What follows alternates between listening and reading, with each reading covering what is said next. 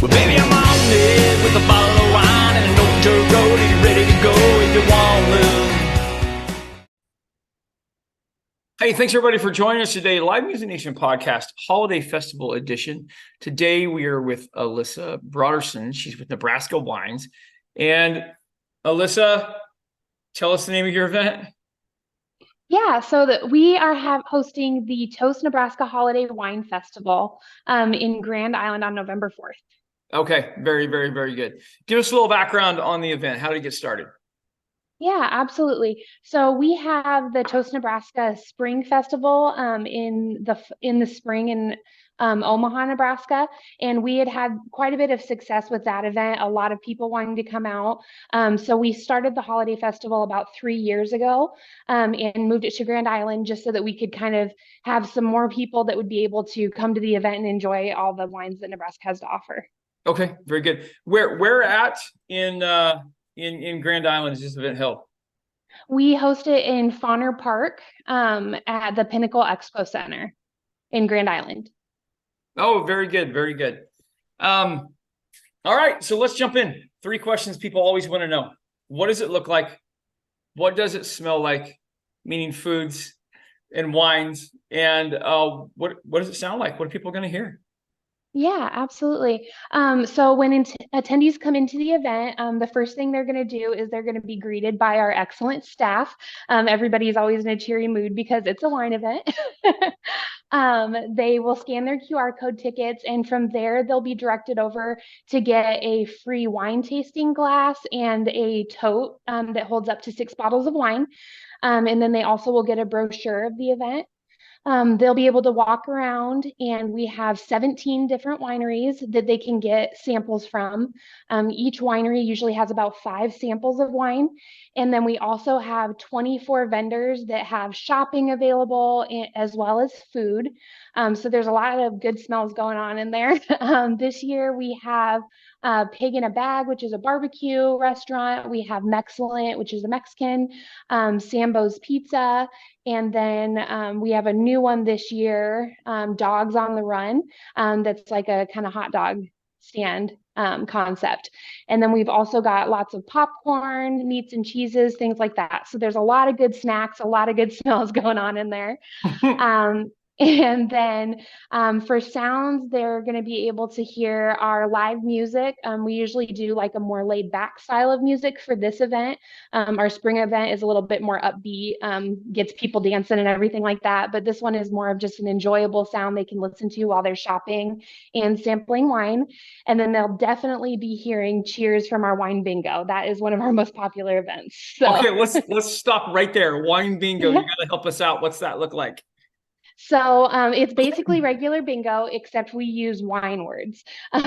So we use words just like that. And then the winners can get a $10 wine bucks that they can use to purchase wine at the festival, or they can hold on to it if they want to go to a winery and visit after that as well. Okay. All right. Very good. So a lot of different things we can talk about here. Let's talk about the wines though for a second. Let's talk about the price range, because as we have learned from Kevin O'Leary on Shark Tank, if wines are not priced within that $10 to $20 area, they're not going to sell very well. So are most of your wines affordable, number one? Are they in that price range? Do you have some higher ends? Like, tell us about your market. Yeah, absolutely. So that is one of the great things about Nebraska wine. It is right in that range. It's perfect for Midwestern people, right in that sweet spot of wine. Yep. They do at the festival, they do offer discounts at times. And it just kind of depends on the individual winery and what they have available to offer. Some of them are a little bit more than that, but I would say right around that 18 to 20 mark is probably where most of them land. Yeah, absolutely. So Alyssa, what's your role in this? So I am the executive director of the Nebraska Winery and Grape Growers Association.